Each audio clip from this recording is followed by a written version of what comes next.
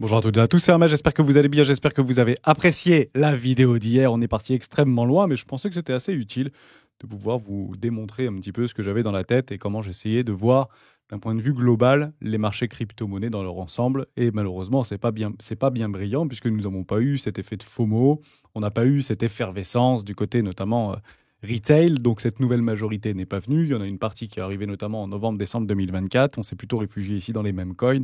Argent facile, argent rapide, et finalement, tout s'est littéralement effondré. Et maintenant, qu'est-ce qu'on fait? Non, c'est la raison pour laquelle je voulais faire cette vidéo. J'ai essayé vraiment de chercher tous les points d'accès, tous les leviers qu'on pouvait attendre sur les prochaines semaines, prochains mois, peut-être prochains jours, malgré le fait qu'il y ait un shutdown actuellement aux États-Unis qui complique un petit peu les choses au niveau calendaire, notamment du côté des ETF. Donc, je suis parti faire un petit tour des ETF et j'ai travaillé sur une pattern, puisque les patterns, c'est assez intéressant sur des grandes time frames. Tout le monde la voit, tout le monde les voit, et j'aimerais qu'on en parle ensemble. Mais juste avant, je vous invite à rejoindre le Discord des rois du marché. Il y a dans la description à l'intérieur une documentation qui s'appelle la stratégie des 4 rois. Et en fait, vous allez voir tout simplement, en s'inspirant et en s'appuyant sur cette stratégie, là où je fais all-in et là où je vends tout, en fait. Et là, en réalité, beaucoup vont prendre énormément de profit, ou ceux qui ont réussi à éviter les flèches, à éviter les coups, à éviter des rhinocéros arriver pleine balle sur nous, là, on pourra remettre de la liquidité. Et on va pas se mentir, peu d'entre nous ont aujourd'hui encore du cash et de la liquidité à pouvoir investir sur ces marchés crypto. Donc on est en mode quoi?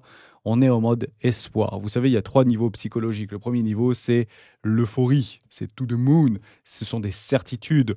Le deuxième, donc boule ici. Deuxième niveau, c'est plutôt neutre, incertain, disbelief ou déni. Et le troisième niveau, bah, c'est bien évidemment bear, c'est capitulation, c'est on va tous mourir. Et vous avez compris que sur ces deux extrêmes-là, c'est généralement dans la capitulation qu'on achète massivement et c'est dans l'euphorie qu'on vend massivement. Et actuellement, on se trouve dans quoi? Dans une forme de neutralité, au milieu d'un range, sur Other, en haut d'un range, sur le crypto total ou sur des nouveaux all-time high du côté du Bitcoin. Et des patterns sont en train de se former. Je vous les montre ici. J'ai volontairement été sur Bitcoin euro pour la simple et bonne raison que par rapport à la dégradation du dollar, comme ça a été voulu par Donald Trump, le président Trump, bah vous avez à peu près une dégradation de 10%, donc une réévaluation au niveau de l'euro qui nous reste tout simplement dans cette pattern. Et elle est assez belle en fait, cette pattern, tout le monde la voit, tout le monde potentiellement la joue, et j'ai créé des fractales par rapport à ces patterns qu'on a pu en fait travailler depuis les 18 derniers mois. Donc qu'est-ce que vous voyez ici? Bon, c'est extrêmement simple. Je vais le mettre ici en rouge, et vous avez tout simplement, je vais le mettre en très gros d'ailleurs, et vous avez un triangle. Et ce triangle, il est juste magnifique. Voilà, ça s'appelle un ascending triangle pattern. En somme, vous avez 70% de chances que celui-ci résolve à la hausse. Et vous avez 60% de chances que celui-ci atteigne son objectif cible. Et regardez, c'est assez fou en fait. Puisque si on arrive à résoudre par le haut, à ce moment-là, bah, là on est en train de se comprimer un petit peu les émotions, c'est tout à fait naturel. Il ne faut pas du tout les balayer d'un revers de manche. Bah, vous faites en bas de ce triangle-là, vous allez chercher des extensions par rapport à une forme de résolution. Et vous avez en fait un objectif cible aux alentours des 170 000 dollars. On en a tant parlé de ces objectifs-là, les fameux 230, les 170, les 130, 135 000 dollars. Et ici, bah, les 107, 110 000 dollars. Plutôt ici en euros, mais comprenez-le comme ça. Il est fort à parier que si ça va bien et Bitcoin arrive à résoudre par le nord, à ce moment-là, le dollar devrait également s'apprécier, puisque ça veut dire que tout ira bien dans le meilleur des mondes. Je rappelle que ces marchés cryptographiques sont des marchés risqués. Si le monde va bien, ces marchés-là tentent de s'apprécier. Si le monde va mal, malheureusement, comme tout indice boursier, il est peu à parier que Bitcoin, sur un très court terme, fasse office de réserve de valeur comme l'or pouvait le faire. D'ailleurs, l'or a fait exactement la même résolution et j'aime beaucoup regarder, moi, sur les réseaux sociaux, le fait que, regardez Bitcoin, il doit faire la même chose que Gold. Mais je fais, mais regardez le Gold, il doit faire la même chose que Bitcoin et c'est exactement ce que Bitcoin a fait par rapport au Gold. Donc en réalité, on n'est pas en retard sur Bitcoin, on est très en avance sur Bitcoin. Je vais vous le prouver encore une fois dans cette vidéo. Ça permet tout simplement de remettre en perspective ce qu'on est en train d'observer. Donc, j'ai travaillé sur cette fractale par rapport à cette résolution. Évidemment, si ça se passe mal, vous connaissez le tarif, hein. Donc on ira plutôt chercher une très forte dégradation, donc on pourrait presque le mettre comme ça si vous voulez, pour arriver sur les 37 000 dollars, 35 000 dollars. Bon, je ne vais pas vous en rappeler de ces targets, c'est des targets que nous avons mis ensemble. hein, elles sont clairement valides, mais actuellement pas confirmées, puisqu'on est toujours dans ce triangle de contraction, cet ascending pattern. Et j'avais fait exactement la même chose avec les Fibonacci. Donc on avait travaillé là-dessus. Alors je reste encore une fois en dollars parce que c'est très vrai en fait jusqu'au début de l'année 2025. Après on peut, enfin je travaille en euros parce que c'est très vrai par rapport au dollar jusqu'au début de l'année 2025 et ça se coordonne, ça se corrèle si vous voulez. Mais vous pouvez faire le même exercice en dollars, mais ici vous verrez plutôt un raising wedge qui n'est pas forcément très positif. Donc je vais essayer moi d'essayer de gommer mes billets parce que si le dollar était resté sur une forme de parité sur les 5-6 dernières années par rapport à l'euro, à ce moment-là, on verrait exactement la même chose sur Bitcoin, si vous voulez. Voilà, c'est pour ça que je voulais travailler aujourd'hui sur l'euro, ce qui est sensiblement la même chose, qui permet de gommer des billets de fluctuation par rapport aux différentes monnaies, et notamment les taux de change. Donc ici, 0,382, on vient en fait tout simplement chercher une zone de latérisation. Je reviens au-dessus, 3,82. Donc vous voyez que je prends le top ici, ou top provisoire, et je vais chercher mon 0 par rapport à un intra 8,2, et on vient rechercher encore une fois une zone de parité. Je reviens ici, on vient chercher le haut du canal, enfin le all-time high derrière une zone de parité. Hein, c'est formidable parce qu'on est on est vraiment sur un point pivot ici, sur une zone de volume profile. C'est juste formidable. Donc en cas de résolution haussière, on va tout simplement tirer ceci et on se retrouve très exactement entre les 60 000 $, 170 000 $. Donc c'est ici en gros que Hermès, en fait, ou vous, si vous voulez, ou la plupart des gens qui sont en train actuellement d'espérer, que ce soit dans le disbelief ou dans le déni, on vend tout en fait. Ou en tout cas, on prendra massivement des profits. Et fort à parier que nos altcoins préférés se seront, je l'espère, appréciés à ce moment-là, voire une surperformance si on le corrèle par rapport à Other contre Bitcoin. Ici, alors peut-être pas Other contre Bitcoin, mais bon, grosso modo, vous l'avez ici. Hein. On peut le regarder comme ça. Je vais faire un petit chassé-croisé. Grosso modo, on peut se retrouver sur une forme de neutralité, retour aux moyennes de range, premier arrêt 0,5 de retracement de Fibonacci, même si 0,5 n'est pas un retracement de Fibonacci, et une très forte dégradation au niveau de la dominance de Bitcoin face au crypto total. Donc ça, on peut clairement l'observer, on pourrait l'observer. Je vais vous montrer pourquoi on pourrait potentiellement l'observer, puisque ce sera très l'idée, notamment pour Ethereum, et du côté de Ethereum, on attend un truc qui est finalement arrivé via un autre acteur sur le marché des crypto-monnaies du côté des ETF au comptant, Ethereum, avec du yield qui, franchement, me laisse complètement dubitatif. Donc, si on doit attendre du BlackRock et du Fidelity pour avoir en fait des leviers supplémentaires d'accessibilité à ces cryptographies pour avoir à la fois du rendement et bénéficier de sa volatilité de préférence haussière, attendons BlackRock et vous allez voir que ça ne va pas arriver très probablement tout de suite. Mais ce serait quand même une très bonne news si ça arrivait plus tôt que prévu, mais actuellement, je ne le vois pas arriver, je vous en parle juste après, ça va vous intéresser. Je continue donc par rapport à mon Bitcoin euro. On est ici, si on revient chercher une zone de rechargement d'achat, vous comprenez bien ici qu'on est dans une première classe, entre les 886 et les 786. Donc vous comprenez bien ici, comme je l'ai fait par rapport à une analogie du début de cette vidéo, ici je fais quoi? Ici je suis très en colère, ici je capitule, ici je fais all-in. En fait, c'est pas compliqué. Hein. Donc, est-ce que actuellement, comment je pourrais, voilà, on va le mettre un petit truc comme ça. Allez, on fait all-in ici, mais je suis vraiment pas content, donc je capitule. Et derrière, moi, je rachèterai avec mes liquidités qui me restent et je serai carrément prêt à mettre all-in dans cette zone ici par rapport à une résolution, non pas d'une pattern de triangle ascendant, mais ici plutôt un raising wedge au côté de l'arme, mais on peut aussi le prendre ici, plutôt un raising wedge. Donc, si en cas de résolution, c'est baissière, on pourrait viser ça. Et donc, vous comprenez bien que Bitcoin, les crypto-monnaies, le marché en général, ne va pas chercher à infléchir le doute. Il va essayer de créer des certitudes. Donc, à quel moment vous avez les certitudes? Ici, vous avez des certitudes, c'est baissier. Ici, vous avez des certitudes, c'est haussier. Est-ce que ça s'était déjà reproduit sur le cycle précédent? Absolument. Et ça, c'est en fonction du sentiment de marché. Vous avez exactement le même triangle qui s'était positionné ici. Donc ne nous en voulez pas, nous, analystes financiers d'antan, et ceux qui sont encore là, nous expliquer que Bitcoin à 100 000, ou j'arrête ma chaîne YouTube, ou je coupe mon compte Twitter, parce qu'en cas de résolution, vous le comprenez bien ici, vous alliez atteindre les 100 000 euros. Mais c'est exactement pareil. Il y avait une forme de parité, donc ça aurait été les 100 000 $, si vous voulez, ou les 99 938, qu'on s'en fout complet du prix exact.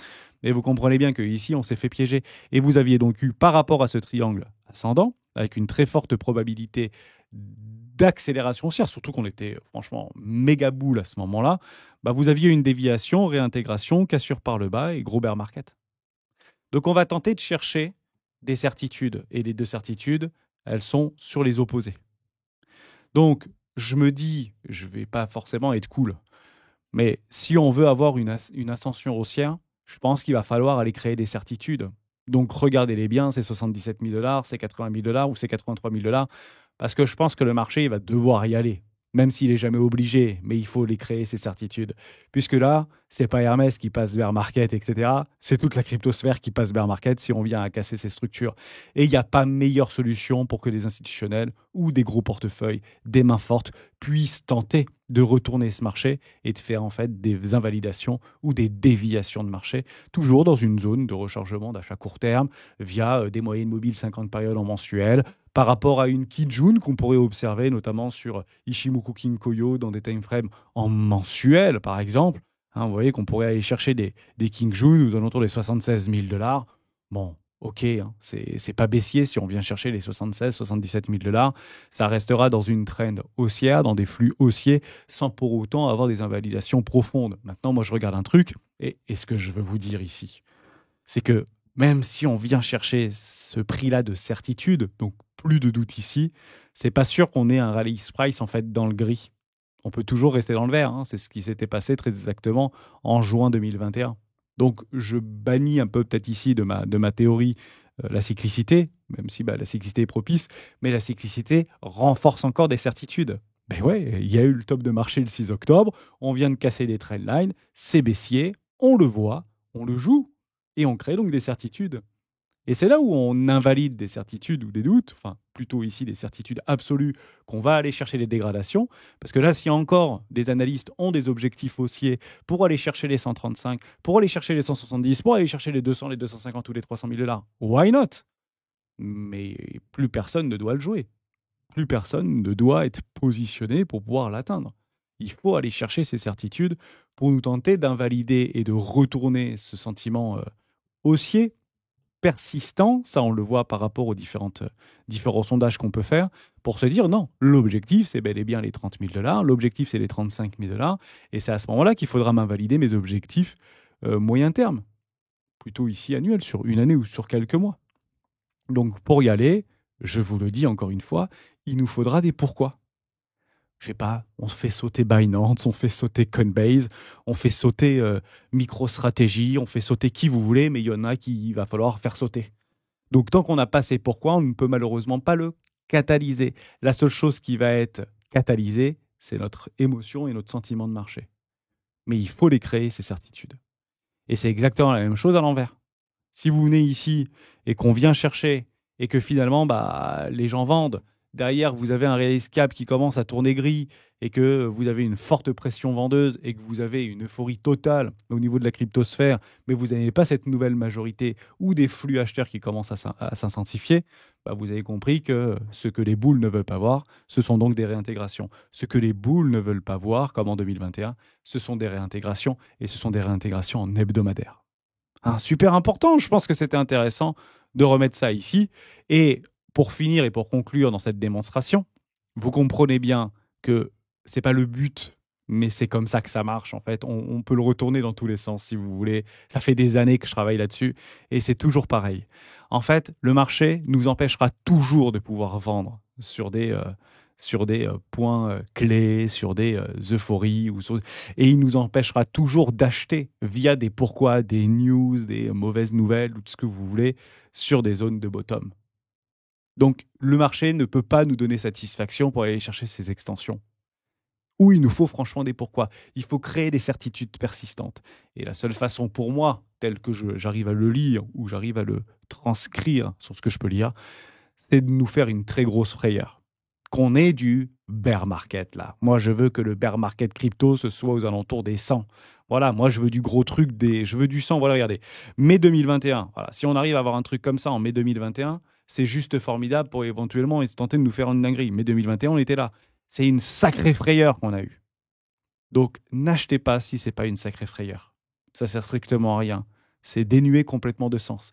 Donc, on est polarisé, tout simplement. Donc oui, c'est pas la meilleure idée d'acheter du Bitcoin à ce moment-là. Je pense qu'on pourrait en acheter plus cher, moins cher, quitte à devoir l'acheter plus cher. Donc en acheter, regardez bien, moins cher, quitte à l'acheter plus plus cher.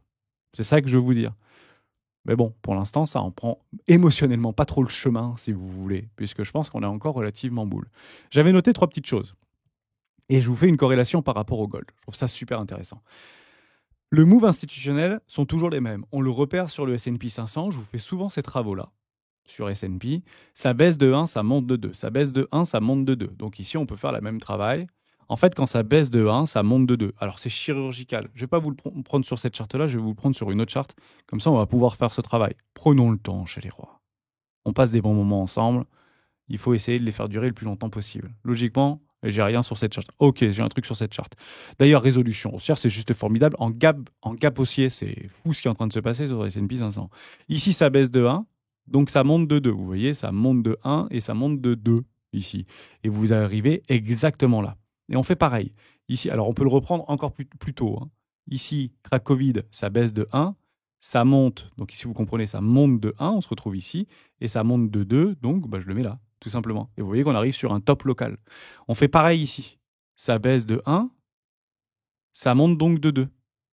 Donc si ça monte de 2, ça nous arrive exactement top annoncé il y a des mois en arrière. Franchement, peu y croyaient, mais censé être constaté, encore une fois qu'on s'en rapproche, 7500 points sur le S&P 500. Donc on arrivera probablement sur les 7500 points, sur des excès, sur un top local. Je ne sais pas quelle sera la profondeur à ce moment-là de cette correction, mais il semblerait que les 7500 points soient une très bonne cible. Et Bitcoin a fait exactement pareil. C'est ça qui est quand même assez fou. Si Bitcoin, et si on est bel et bien dans les mains d'institutionnels ici, en fait, faites-le baisser de 1. Voilà, je le fais baisser de 1. Je le mets en jaune, on le verra beaucoup mieux. Et je le fais donc monter de 2. Donc ici, je le fais monter de 1. Et je le fais monter de 2. Tout simplement. Baisse de 1, monte de 2. Et ça nous envoie où? C'est quand même assez dingue ce qu'on est en train d'observer. Ça nous fait les 124 000 $. Et on a bien topé, potentiellement provisoire, sur les 124 000 $. Donc, il nous faut une correction.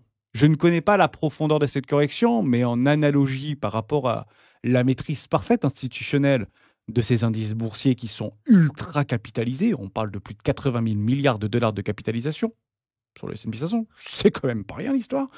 Je ne connais pas la profondeur de cette correction.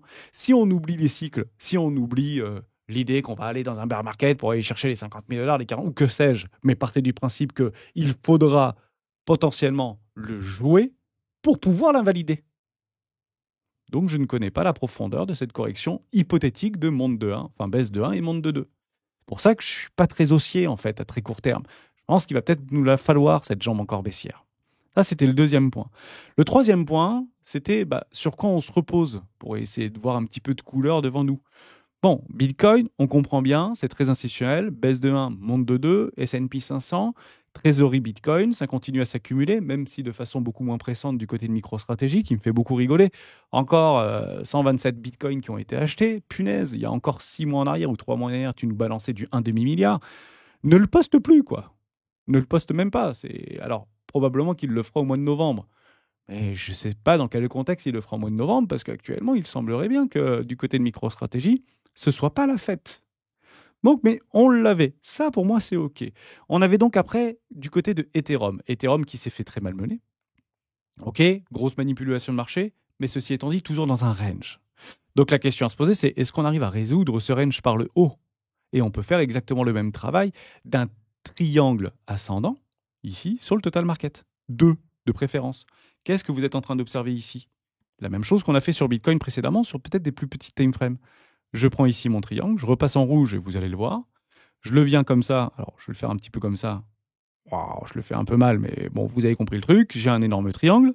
Donc, on peut continuer pendant des semaines et des mois là-dedans avant de faire une résolution. Qui a fait une résolution de ce triangle, en fait, ascendant? Parce qu'on dit qu'il est trop tard, trop tôt. Gold, Bitcoin, Gold, alt season, peu importe. Gold l'a fait. Mais en fait, Bitcoin l'a fait également. Regardez ça. Vous voyez ce triangle ici? Vous allez voir où est-ce que je vais en venir. Vous avez exactement le même ici. Vous avez bien un triangle ici ascendant qui a donc été résolu au nord. Mais qui l'a fait en retard? Le gold. C'est exactement la même chose qu'on observe. Vous avez exactement ce même triangle ici et vous avez donc une résolution. Bon, c'est un peu canonissime ce qu'on est en train de vivre. Donc au pire, on peut même le tirer de façon complètement absurde. Et il y a le pourquoi, puisque la Chine n'a jamais autant acheté de gold que depuis les 4 dernières années. Donc on peut même le tirer un peu comme ça si vous voulez, ou le faire un peu plus proprement. Allez, on va le faire un peu proprement. Grosso modo, je prends toute la hauteur par rapport à mes bottoms générationnels des années 2000 pour avoir une résolution, et encore, c'est encore plus haut. Et je vais donc chercher quoi? Une extension de 1,618. Regardez bien, c'est juste formidable. En fait, Bitcoin l'a juste fait en même temps ou avant. 1,618,2, Bitcoin, 1,618,2. On l'est bien ici. Je vais le chercher par rapport à mon bottom ici précédent, un petit peu à l'image du gold. Et on est bien allé chercher les 1,618,2. Alors on peut très bien encore aller un petit peu plus haut, etc. Mais c'est pas ça que j'ai envie de vous partager aujourd'hui. Donc je continue par rapport à ces analogies qui semblent en fait tout à fait logiques. Bitcoin l'a tout simplement fait avant par rapport au gold. Donc qui c'est qui rattrape qui? Est-ce que c'est le gold qui rattrape Bitcoin ou Bitcoin qui veut rattraper le gold? On prend généralement ce qui nous arrange, mais sans être constaté que d'un point de vue fibonaccique, statistique, bah, ils sont à peu près au même point les deux zigotos, tout simplement. Donc derrière, je voulais parler de Ethereum. Et Ethereum, c'est quoi la bombe qu'on pourrait attendre? C'est la possibilité de pouvoir faire du yield sur Ethereum. Ça, c'est quelque chose qu'on avait beaucoup travaillé ensemble il y a plusieurs mois en arrière, donc notamment par rapport au premier dépôt de BlackRock. Puis, il y a grande chance que Ethereum suive. Ethereum a suivi. BlackRock, notamment, a mis en place Ethena. Oui, je crois que c'est Ethena. Du côté de Ethereum, qu'est-ce qui nous manque maintenant? Le yield. Le yield a été poussé par qui? Par Orsay. Donc, Osprey, pardon, a balancé ESK. Donc c'est le premier, entre guillemets, ETF avec jalonnement non confirmé, parce qu'il semblerait qu'il y ait encore... j'ai l'impression que c'est plus marketing qu'il y a réellement du jalonnement. En fait, je vois bien qu'ils ont un ETF, ok, ou un ETP, ok, pas de problème avec ça, mais je n'ai pas la confirmation exacte qu'il y a bien un rendement lié à ce dépôt ESK. Et si c'était le cas, ça fait franchement pleurer. Pourquoi? Parce qu'on parle ici de 3 565 000 $ qui ont été ajoutés au sein de ce premier ETF yield du côté de Ethereum sur le sol américain. Donc, qu'est-ce qu'il nous faut? Il nous faut du client, en fait, tout simplement. Et les clients, ils ne sont pas sur Osprey. Les clients, ils sont chez BlackRock et sur Fidelity. Donc, quand est-ce qu'il arrive, cet ETF au comptant Ethereum, avec du yield qui pèse, à l'heure où je vous parle, près de 14 milliards de dollars? Parce que ça pourrait éventuellement donner cet enclenchement de Bitcoin vers Ethereum. Et on reprend cette mécanique cyclique qu'on a toujours travaillée. D'abord Bitcoin, ensuite Ethereum, et puis le reste des crypto-monnaies. Et c'est exactement ce qu'on est en train de vivre actuellement. Sans pour autant, encore une fois, prendre la cyclicité. Ne la prenons pas cette fois-ci. Bitcoin qui part, Ethereum qui suit, mais qui doit être catalysé. Pour avoir une résolution haussière, il faudra peut-être avoir des bonnes nouvelles. Et ces bonnes nouvelles, ce serait potentiellement un jalonnement sur Ethereum du côté de Fidelity, de BlackRock, etc. Puis derrière, notre Other suivra. Hypothétiquement, mais c'est toujours comme ça que ça se passe. Donc je me dis que ça pourrait très bien se passer comme ça. C'est prévu pour quand ce jalonnement, une date limite de dépôt de la SEC par rapport à BlackRock? Avril 2026. Mince. Donc c'est pas pour tout de suite. C'est ça, en fait, le truc qui est un petit peu embêtant. C'est que c'est pas pour maintenant. Donc on peut continuer à faire beaucoup travailler les émotions, essayer ou tenter de créer des certitudes, puis des déviations et des réintégrations. Vous avez compris le truc. C'est un petit peu de la boucherie, mais c'est plus de la boucherie émotionnelle parce que les amplitudes de volatilité sur les grosses crypto-monnaies sont relativement faibles. Donc si vous avez Bitcoin, Ethereum qui commence à partir et qui arrive à résoudre par le nord, partez du principe que par effet de ruissellement ou de résonance, le Hall Season ou un Hall Season, même si sélectif, pourrait se positionner. Je rappelle une dernière chose, puisque aujourd'hui, c'est la décision de la politique monétaire de Jerome Powell par rapport à la Fed. Il y a 99% de chances que ce soit du 0,25 points de base qui sera en baisse par rapport au taux directeur actuel. Puis, de très grandes chances que nous avons également du côté des ETF, du côté de la Réserve fédérale, également 0,25 points de base en décembre. Ça, on l'a dit, c'est déjà dans le prix. Je vous le dis, ceci est déjà dans le prix. Donc techniquement, ce n'est pas une news qui devrait catalyser une continuation violente haussière, puisque c'est censé être déjà dans le prix. Qu'est-ce qui fait en fait soit accélérer, soit qui arrive à renverser un marché? Je vous le redis, c'est des news qui brisent des croyances profondes. Donc, qu'est-ce qui pourrait briser une croyance profonde? On ne baisse pas de 0,25 points de base, on baisse de 0,50 points de base. Donc là, effectivement, il y aurait une belle envolée haussière. Et je pense que nos crypto-monnaies et Bitcoin en profitera. Ça peut être, il n'y a pas de baisse des taux. Et là, je peux vous garantir que ça ne va pas bien se passer. Ou pas du tout de visibilité par rapport à l'arrêt du QT. Parce que c'est ça qu'on attend également de Jérôme Powell. On attend une phrase, un mot tout à l'heure, 19h, un peu plus tard, on dit avant 20h, par rapport à ce quantitative tightening. Il va falloir franchement l'arrêter, même si on est très loin des objectifs qu'il nous avait proposés, notamment en 2022 et 2023. Il y a aussi un dernier petit truc qu'on pourrait voir vis-à-vis de briser une croyance profonde. Je suis sur le cul. Je vous le dis franchement parce que ça, je ne m'y attendais pas. Je ne sais pas si vous vous souvenez de ça. Où est-ce que c'était? C'était là. Je vous le prends ici, trust social, autorisé, on s'en fout. On vient d'apprendre que la Chine a adopté une position extraordinairement agressive en matière de commerce en envoyant une lettre extrêmement hostile au monde, déclarant qu'il allait, à compter du 1er novembre 2025, imposer des contrôles sur l'exportation à grande échelle sur pratiquement tous les produits qu'il fabrique.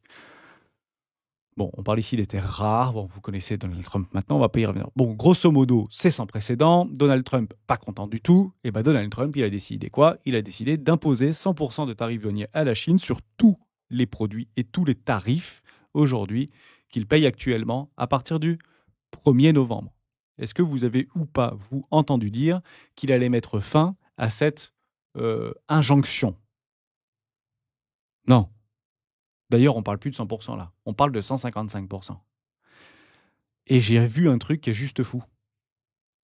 Moi, quand je me pose des questions, j'aime bien aller sur Polymarket. Des droits de douane de 100% sur la Chine en vigueur d'ici le 1er novembre. Vous êtes 2% à le croire. 2% oui. Il y a 98% des gens qui pensent qu'il n'y aura pas de tarif douanier de 100% sur la Chine. Alors oui, ils vont se rencontrer le 31, aujourd'hui, maintenant, actuellement, j'en sais rien, coup de fil, je sais pas, ils prennent des sushis ensemble, j'en ai pas la moindre idée.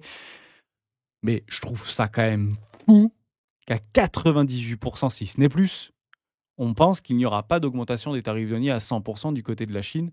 Ça veut dire qu'on ne prend plus du tout en considération ce que dit Donald Trump. Donc, c'est quoi de briser une croyance profonde? C'est ça. Au 1er novembre, il y a un x20 quasiment à jouer là. La vérité, c'est qu'il y a un x20 à jouer, en fait. Parce que si c'est oui, il y a même plus qu'un x20 à jouer. Je trouve ça complètement fou. Vous mettez 10 balles, vous gagnez, je sais pas combien, 100 balles. Quasiment un x100 à jouer. Enfin, un x50, pardon. C'est un x50 à jouer. Je ne dis pas que je vais le jouer puisque c'est toujours un petit peu chiant par rapport à Polymarket, par rapport à... Ça, c'est un peu pénible. Et il y a eu beaucoup de soucis d'ailleurs sur plusieurs, pas sondages, mais plusieurs paris, entre guillemets, ou prédictions. Un tarif général incluant des exceptions spécifiques à chaque risque socio-admissible tant que la politique des tarifs générales sur toutes les importations en provenance de la Chine sera en vigueur. Les principales sources de résolution de ce marché sera l'information officielle de Trump. Cependant, un consensus d'information crédible sera également utilisé. On ne sait pas trop. On ne sait pas trop si ça va être oui, si ça va être non. Mais en fait, ce qui m'intéresse, moi, c'est plutôt le côté disproportion. Disproportion. Donc ça pourrait éventuellement renverser quelque chose d'assez impactant. Donc partez du principe que si c'est joué à plus d'1 million de dollars, je me dis que le consensus du marché, de nous en fait, qui fait le consensus général, pense qu'il n'y aura tout simplement pas de tarif douanier de 100%. S'il y en a un, on va créer des certitudes. Je reviens par rapport à mon début de vidéo. Je voulais juste vous montrer ça comme ça. Ça permet clairement d'appuyer ce que je suis en train de vous dire sans connaître l'avenir. Je ne dis pas que je connais l'avenir, mais je pense que ça cassera clairement des trendlines et on se retrouvera dans une situation extrêmement désastreuse psychologiquement. Puisque actuellement, nous n'y sommes pas dans cette psychologie désastreuse. Donc, pomper Bitcoin, s'il n'y a pas réellement de news fortement catalysante, et actuellement, je vous le dis, je ne la vois pas, hormis le fait que les USA achètent des Bitcoins, qu'ils arrêtent de racheter 2 milliards de dollars de leur propre dette. C'est un peu gonflant. Qu'ils prennent ces 2 milliards de dollars et qu'ils achètent du Bitcoin. Dites-moi dans les commentaires pourquoi, en fait, je ne comprends pas ça. Donald Trump dit Bitcoin pour des millions d'Américains, Bitcoin va rembourser la dette, il passe son temps, avec les tarifs douaniers, de prendre quelques milliards de dollars pour racheter sa propre dette, ses propres bons du trésor. Putain, mais achète Bitcoin, tu prends 2 milliards, tu t'expliques aux gens que 5% des tarifs douaniers seront directement pour acheter du Bitcoin trésorerie, c'est pas toi qui paye, c'est pas les Américains, ce sont les exportateurs, la Chine, l'Europe, l'Allemagne, qui vous voulez. Et derrière, tu prends 5%, 10% pour acheter du Bitcoin. Et là, je peux vous garantir que c'est clairement la modification d'une croyance profonde. Et Bitcoin peut partir très fort. Et si j'ai pas ça, je le verrai pas partir. Donc, pour l'instant, ce qui est intéressant, c'est qu'on ne voit ni l'un ni l'autre. Soyons patients et allons chercher si on doit loger des extrêmes. Allons chercher ces extrêmes-là. Tant qu'on n'a pas les extrêmes, yay Tansi. Voilà. J'espère que je vous ai aidé. J'espère que j'ai été compris. Et on se retrouve demain pour une prochaine vidéo de Bitcoin sur le Discord tout à l'heure pour voir un petit peu comment on sera croqué du côté de la Réserve fédérale américaine. Ciao.